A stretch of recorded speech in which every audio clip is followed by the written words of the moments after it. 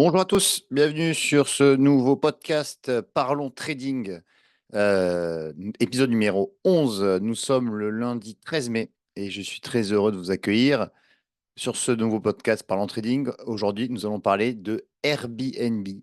Et oui, Airbnb qui a publié ses résultats et dont la configuration graphique est intéressante. On va y revenir. Avant toute chose, avant de démarrer ce podcast, le disclaimer, la clause de non-responsabilité, je vous laisse la découvrir. Euh, En gros, cette communication, ce podcast n'est pas destiné à des fins de, enfin, à des recommandations d'achat ou de vente de produits financiers.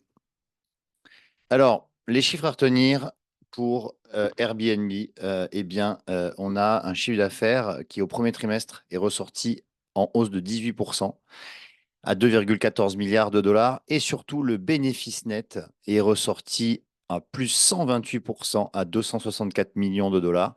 Donc, on voit que Airbnb a pris plusieurs années de pertes. Airbnb n'est devenu rentable qu'à partir de 2023, donc alors que ça existe depuis plusieurs décennies.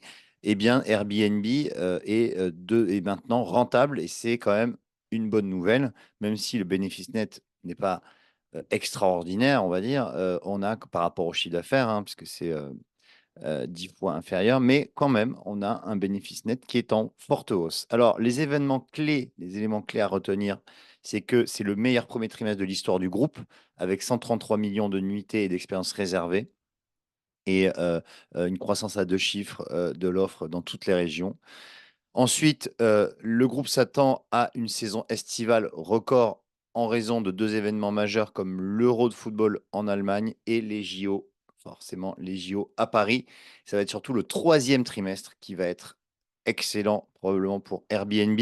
Cela étant, malgré ces chiffres excellents, le titre a chuté de 8% après ces résultats, essentiellement parce que les prévisions au deuxième trimestre ont légèrement déçu puisqu'on attend des prévisions sensiblement les mêmes qu'au premier trimestre.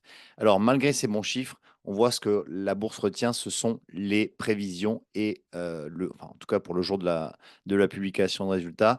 Et donc, le titre a chuté de 8%. Ce qui nous intéresse, c'est la configuration graphique. Alors, quand on regarde Airbnb, alors j'ai l'habitude de partir toujours sur un graphique en weekly, c'est-à-dire faire partir de la big picture.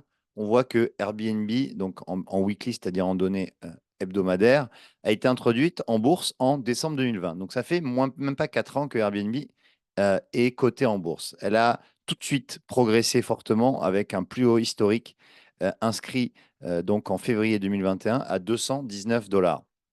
Depuis, ensuite, donc il y a eu 2022 la baisse des marchés, donc Airbnb a également chuté pour inscrire un plus bas historique en décembre 2022 à 81,57 $.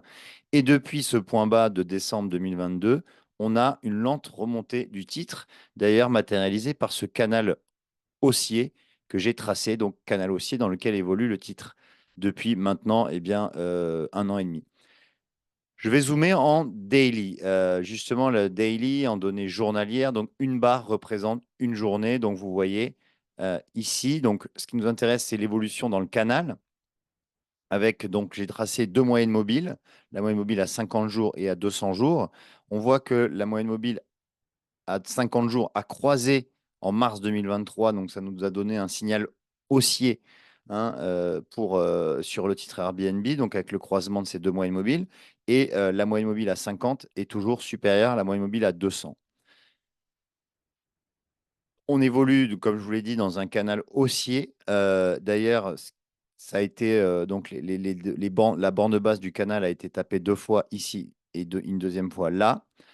En haut, on a tapé. Alors, on est ressorti à deux reprises du canal, mais on l'a réintégré. Et d'ailleurs, là, en mars 2024, on est allé chercher la borne haute pour ensuite finalement consolider. Donc, on a eu un point haut de moyen terme en mars, fin mars 2024, à 169,50 $. Et derrière, on a consolidé et on a eu, comme je l'ai dit, en préambule, pardon, la chute de 8% le jour des publications, ce qui a donc entraîné ce gap baissier, un trou de cotation, où ça a ouvert directement en baisse.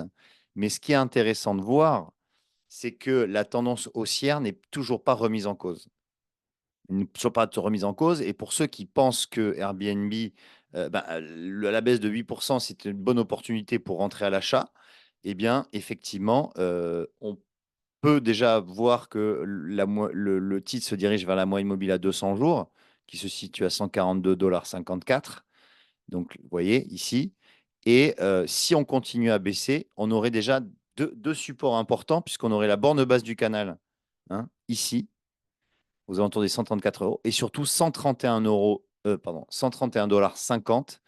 Ça constitue un niveau de support très intéressant parce que déjà dans les années 2021-2022, on avait tapé à plusieurs reprises ce niveau et ensuite on l'avait cassé.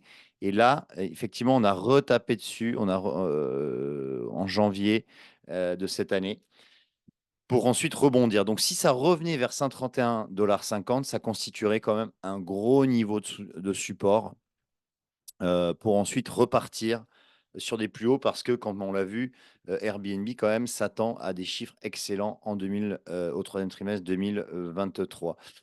Voilà, donc dernier point que je voulais éclaircir, c'était vous montrer un indicateur qui est le RSI, le Relative Strength Index. Et ce RSI, en général, lorsque c'est un indicateur de surachat et de survente. Lorsqu'il va taper les 30, en général, le titre rebondit. Vous voyez, ici, en août 2023, on a tapé 30 et ça rebondit. Ici, en octobre 2023, on les a tapés. Et là, on se dirige vers les 30 puisqu'on a l'indicateur est à 33,50. Donc, on n'est plus très loin d'une zone de survente. Ce qui aussi conforte l'idée que, eh bien, on n'est pas loin de la fin de la baisse sur Airbnb et ensuite ça pourrait rebondir. Du coup, alors j'ai pas dit les niveaux d'ailleurs. Si ça rebondissait, on pourrait donc aller déjà vers 169,50, c'est le point haut de l'année. Et si on devait dépasser, ben ensuite il y a 190,50 $ qui constitue aussi un niveau de résistance de février 2022. Voilà, donc les niveaux à retenir, c'est 131,50 en bas et en haut 169,50 et en dépassement 190, 155. Bien évidemment, on pourrait pourquoi pas aller rejoindre aussi les plus hauts qui se situent à 219 $, mais on n'en est pas encore là.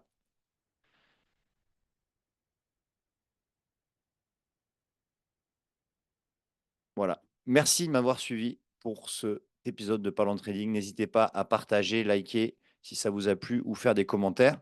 Quant à moi, je vous dis à la semaine prochaine pour un nouvel actif analysé graphiquement. Salut!